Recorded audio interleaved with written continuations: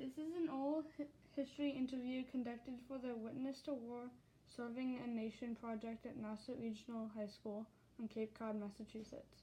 For the sake of this interview, please state your full name and community in which you now reside. My name is Dennis Milan, and I live in East Dennis, Massachusetts. Where were you born and grew up? I was born in Brockton, Massachusetts, and grew up there and went to high school in Brockton. And then my parents moved to West Bridgewater for a couple of years, and then I went into service during that period. How did you end up on Cape Cod? When I was in the Navy, I wanted to go to college, and I thought it would be a good idea to go to college in Cape Cod. So I applied for Cape Cod Community College, and presto, here we are.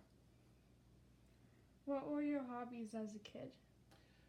I was a bit of a motorhead. I loved taking cars apart and putting it back together and fixing things, which I still do today. Were you interested in the military as a kid? I became interested in the Navy when my father brought myself and the Cub Scout pack that I was in to the Boston Navy Yard, and we got to go on board two heavy cruisers, the Boston and I think it was the Canberra, and they were converting the ships to guided missiles at the time. So we got welcomed on board, and as kids, we went down to the place where they eat. They call it the mess decks, and we all got to have cocoa out of a genuine Navy cup. And I said, "This isn't too bad." What was your family like? Did you have any siblings? Yes, I've got 5 brothers.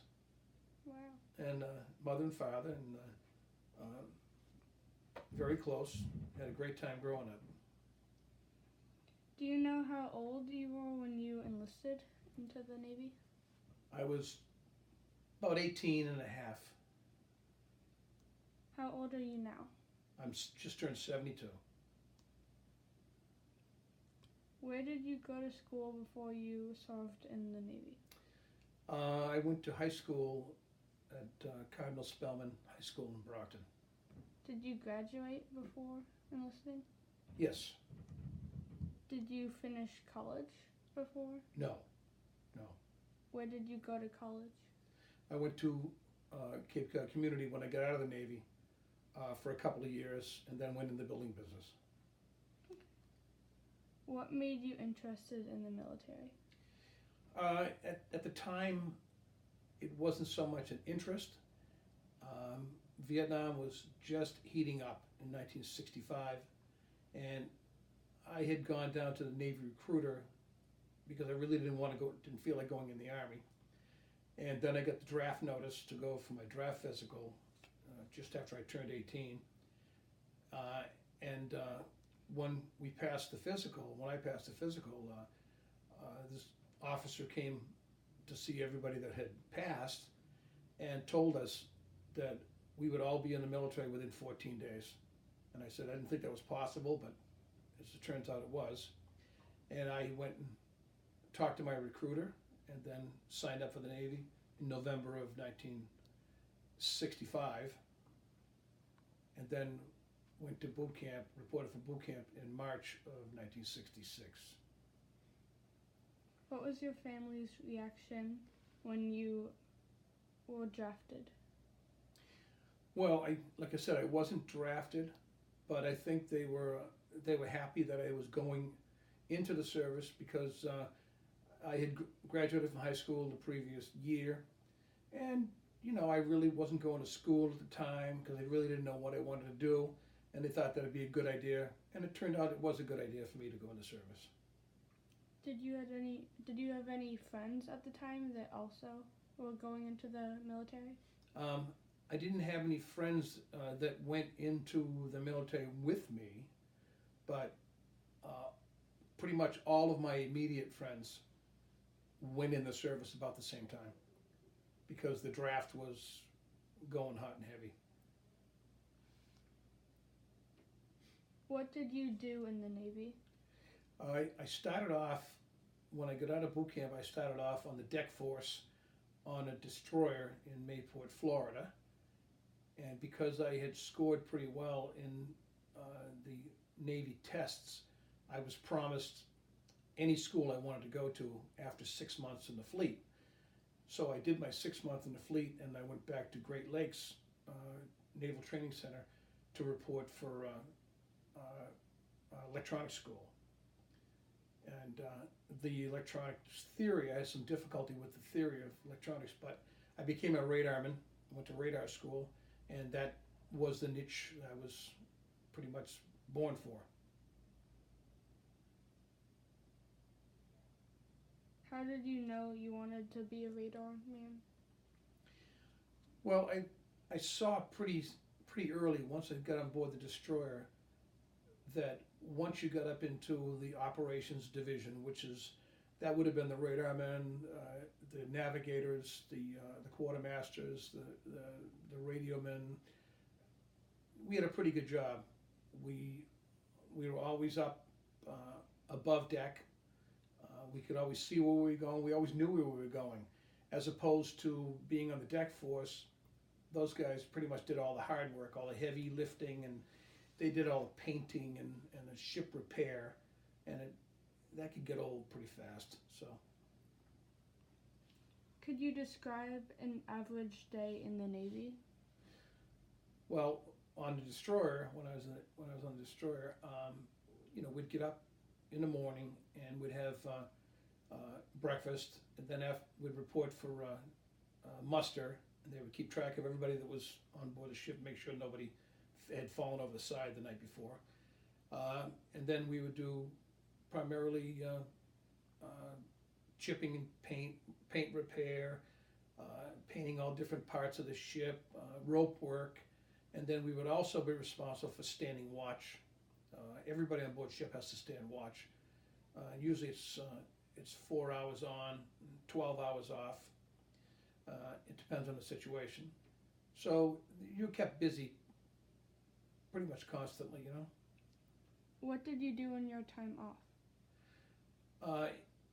In most cases, you try to catch up in your sleep. I used to read a lot.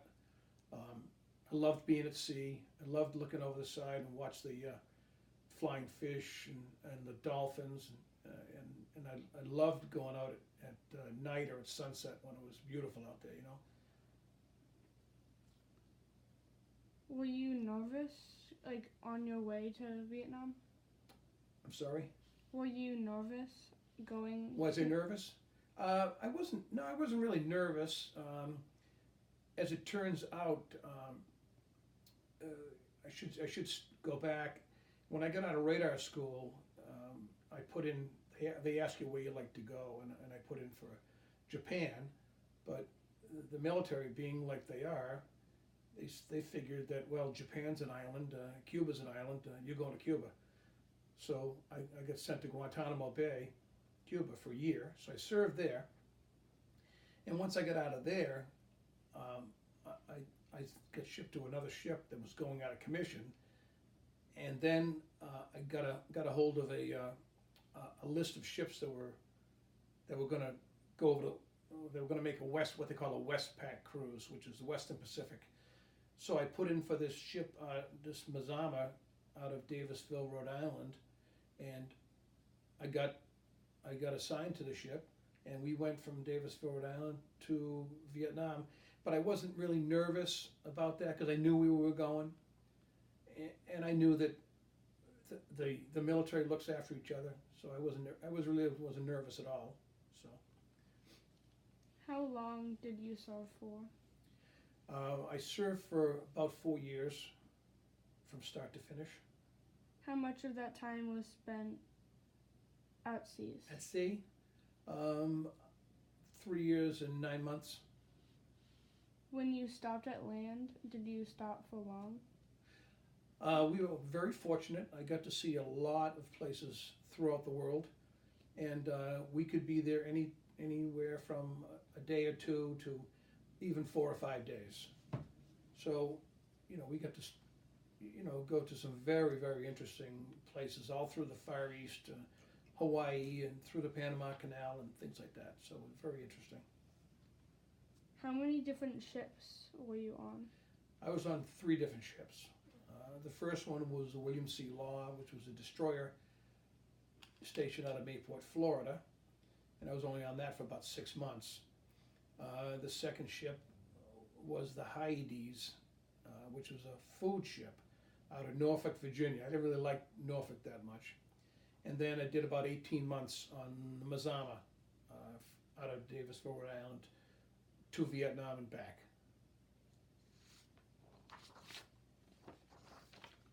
Could you describe the ships? Start with the destroyer. Sure. Destroyer was a very interesting ship to be on. It's a very fast ship. It's 390 feet long, and it's only 39 feet wide. So they've described those as the Greyhound of the sea. Small, relatively speaking, that's a small ship, but very fast. 36, 37 knots, which is very fast, particularly for a large ship. But we had guns on board. We had 5-inch guns on board. We had a pair of remote control helicopters on board, which was very interesting. And we went out to places like San Juan, Puerto Rico, and we'd go down to Key West, and we'd pick up sonar students, and we'd take them out for a day, for weeks on end, and we'd have them try to find submarines, for practice. And then, of course, I told you earlier that it was on the destroyer that I was lucky enough to be on the Gemini 10 recovery mission when Gemini 10 went up in June of 1966. We didn't pick it up. We never actually saw it, but we had a capsule on board which replicated it exactly. And every ship in the squadron had one of these capsules, and they had a special crane welded to the deck in order to pick these capsules up at sea. It was very, very interesting. Could you describe Gemini 10 for us? Gemini 10 was the second set of missions when NASA was actually first formed. The first set of missions were the Mercury. So John Glenn was one of the first Mercury. I think he was the first Mercury pilot. Smaller capsule, 1-man capacity. And interesting enough, when John Glenn landed, he was picked up by a destroyer in the squadron that I was stationed with in Mayport, Florida. And I found that interesting because we were tied up alongside it one day, and I glanced at the rear deck, and they had his footprints painted right in the deck where he got out of the capsule, went down, and then got into the ship, and they actually painted his footprints on the linoleum going to basically to the doctor's office. It was very interesting. Where did you sleep on the ship? On the destroyer, I slept under the aft gun, the stern gun, and there was about 90 guys in one compartment. Now that compartment went from side to side to the ship, and in the middle of it was the ammunition handling room for the 5-inch 38 gun, which was directly above it. So it was cramped. If you believe me when I tell you it was cramped, it's the truth.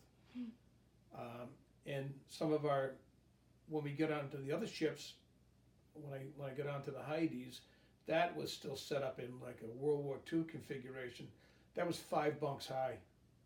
You had to climb over the bunks below you to get to, if you were in the top bunk.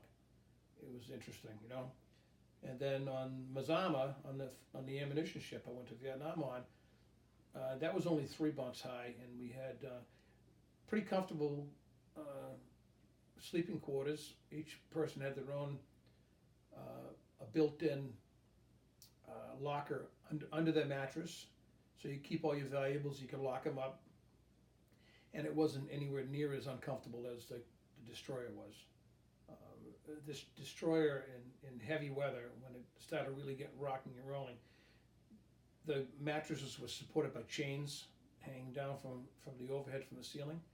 So if it got really rough, you would lean in towards the outside of the ship and you would lift the mattress up and adjust the chains up higher so you were sleeping kind of at a slant, but at least you knew that in heavy weather you weren't going to get thrown out of the bunk, which would happen. That could happen very easily. So that's the sleeping arrangements. About how many people were on each of those ships? Each of the ships, I think they were all just about the same, around 240, 250 guys on each of those, the 3 ships I was stationed on. What did you do for fun, like joining the Navy? For fun? Well, they kept us very busy with work, believe me. If you weren't on watch,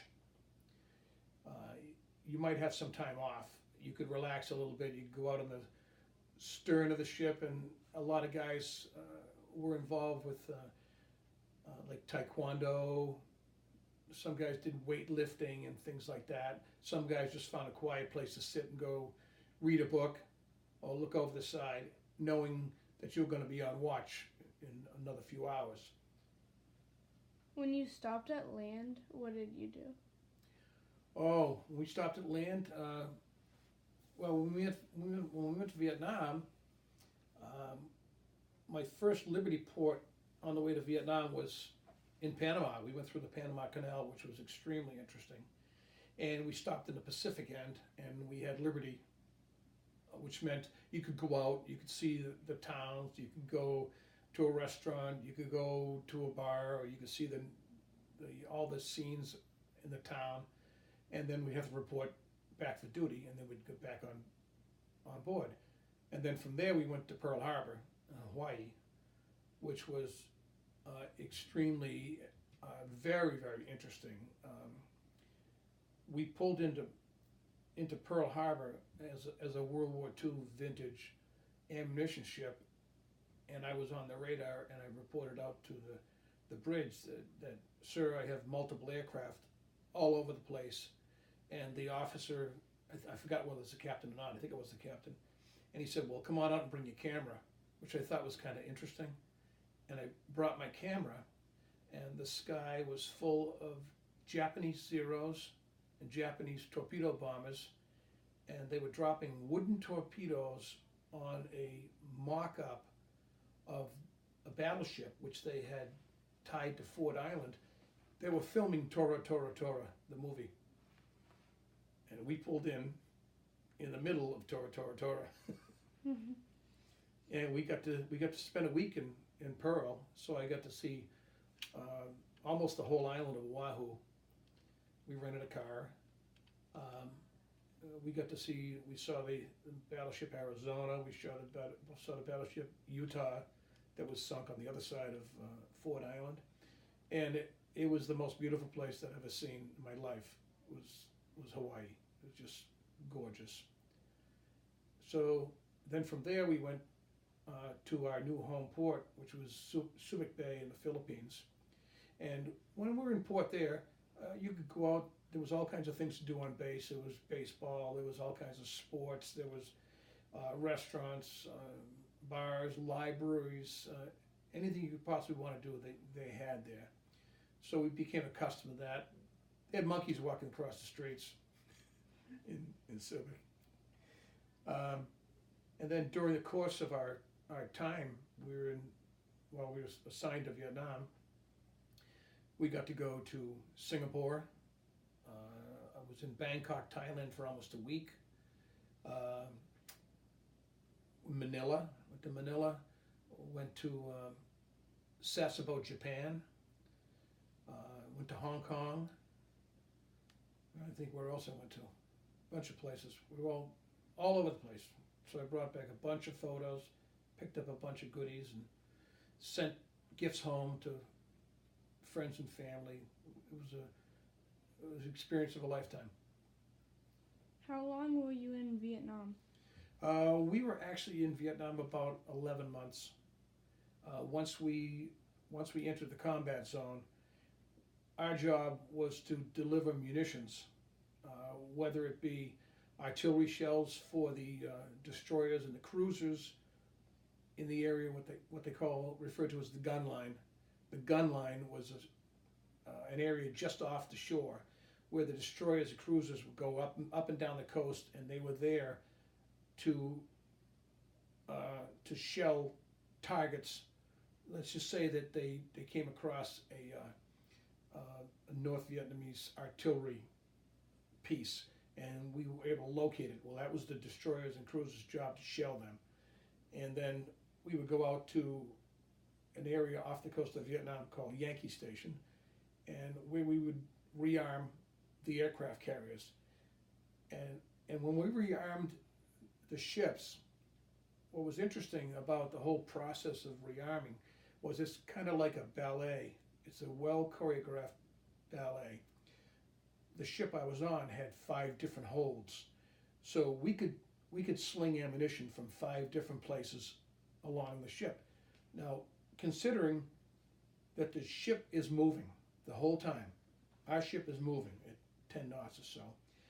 Another aircraft carrier would come alongside about 160 feet away, and we would shoot lines, or they would shoot lines to us with a gun, with a rubber bumper on the end of it, and then the guys would pick it up and put it in their gun and shoot it back, and then we'd tie it into a series of pulleys.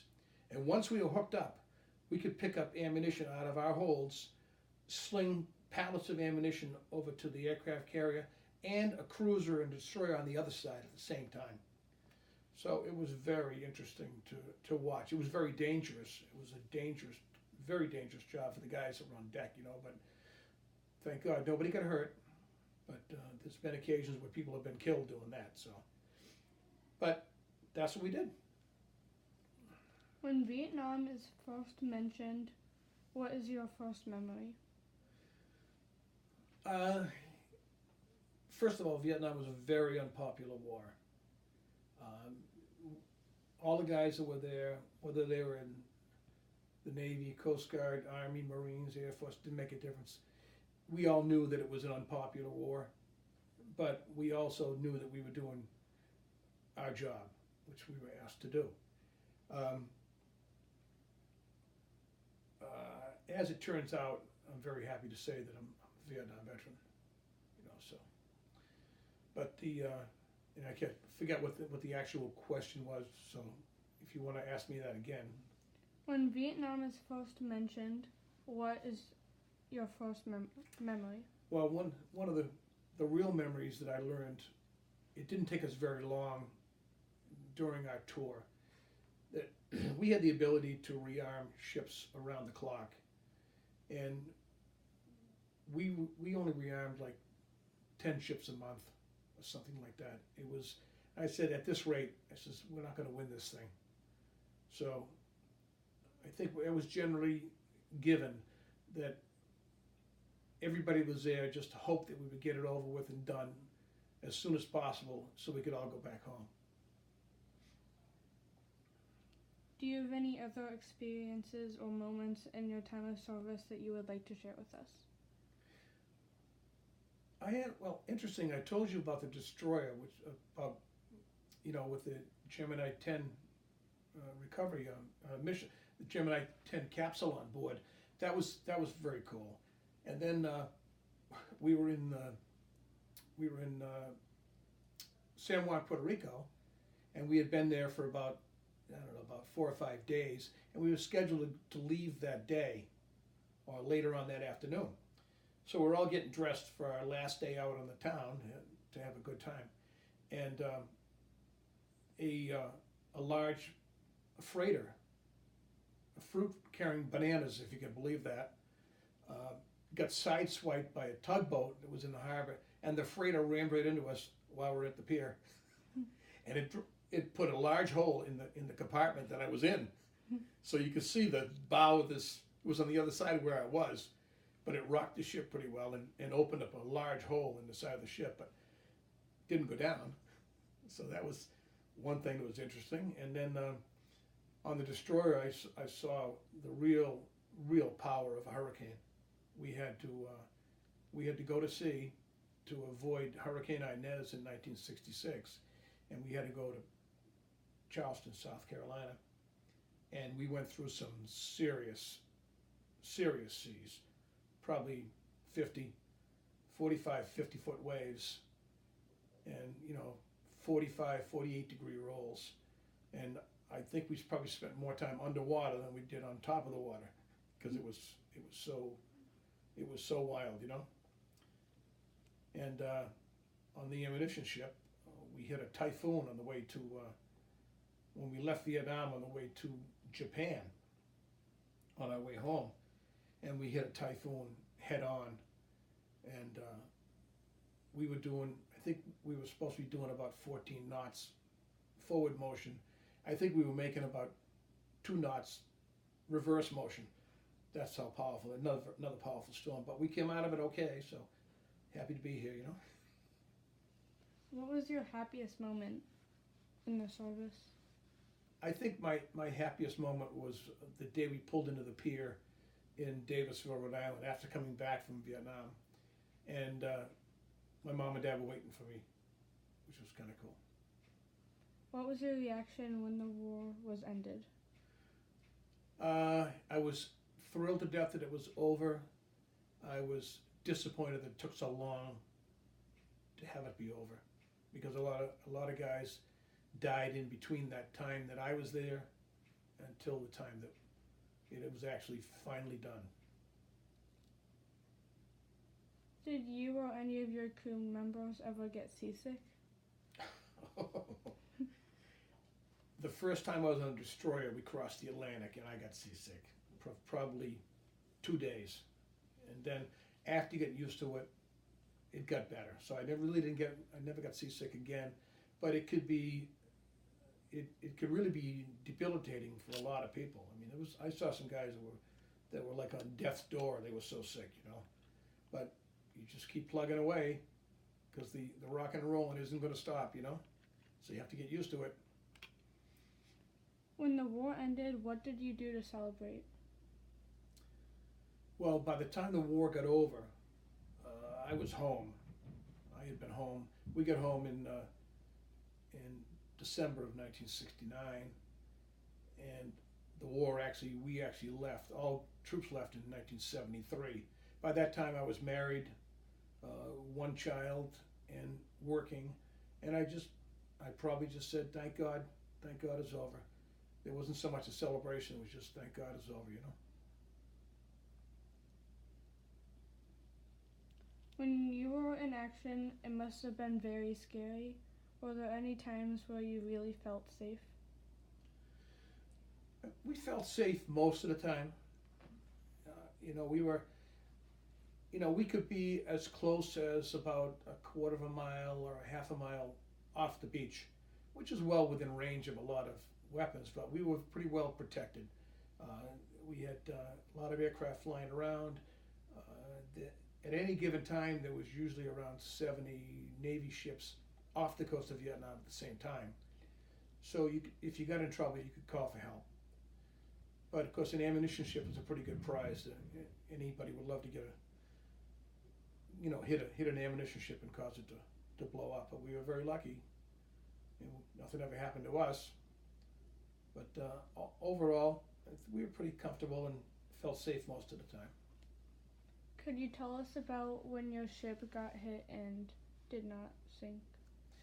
Oh, well, the ship I was on, the USS Mazama, which is a Navy ammunition ship, was commissioned during World War II, and it was sent to the Pacific.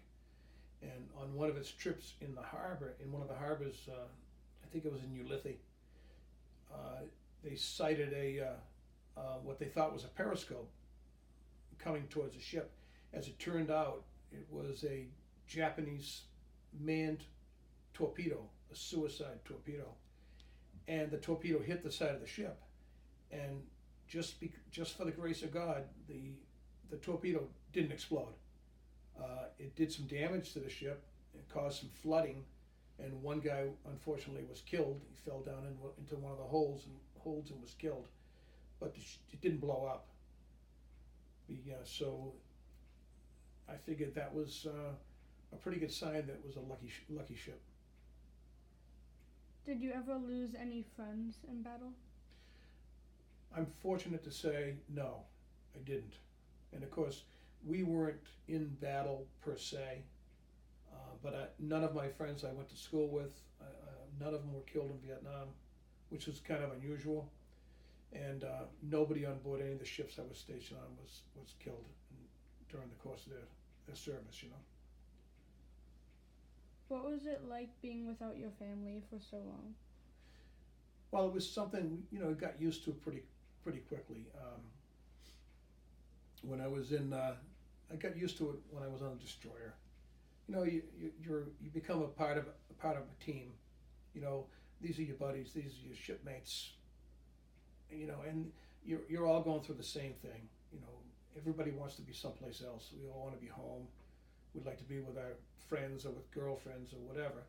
So didn't get homesick or anything because it was such a bunch of, you know, good friends. But I will tell you an interesting one. When I was stationed in Guantanamo Bay, Cuba, and that was the only Christmas that I was actually away from family, and that was a little difficult. I would have certainly preferred to have been home because my mother always made a big deal about Christmas, you know. So as it turns out, I was able to make a phone call through a ham operator. So what that means is a radio operator radios from Cuba to somebody in the United States that happens to be near where my parents lived, and then they make a phone call, and then that phone call gets patched by radio back to Cuba. So I'm on the phone or on the radio in Cuba, and my mother's on the phone in West Bridgewater, Massachusetts. And every time you get finished, you have to say over to let the radio operator know that you've finished.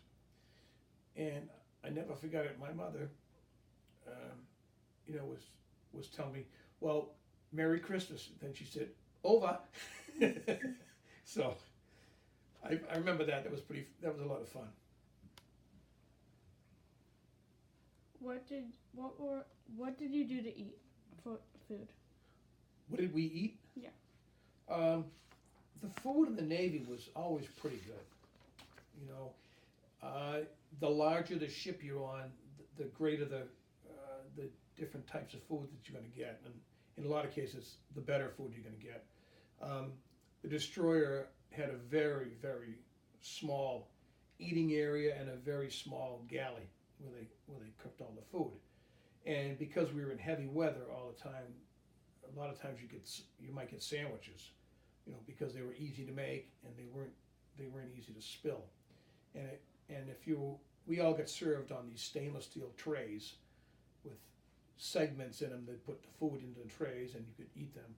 But in heavy weather, you had to be very careful because if you didn't have your hands on it, it would fly off the table onto the deck, and then you'd have to clean it up.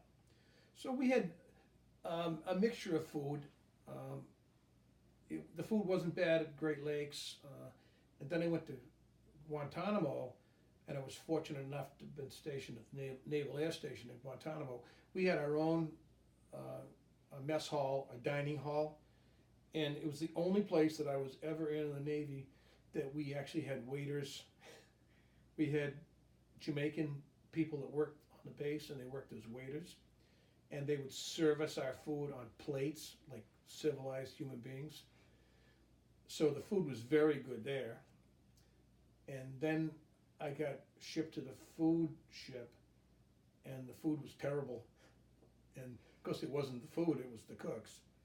And then on the Mazama, on the MO ship, the food was pretty good. And we had, they made fresh bread,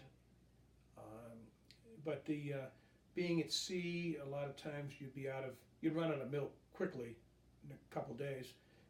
Fresh eggs would go 3 or 4 days.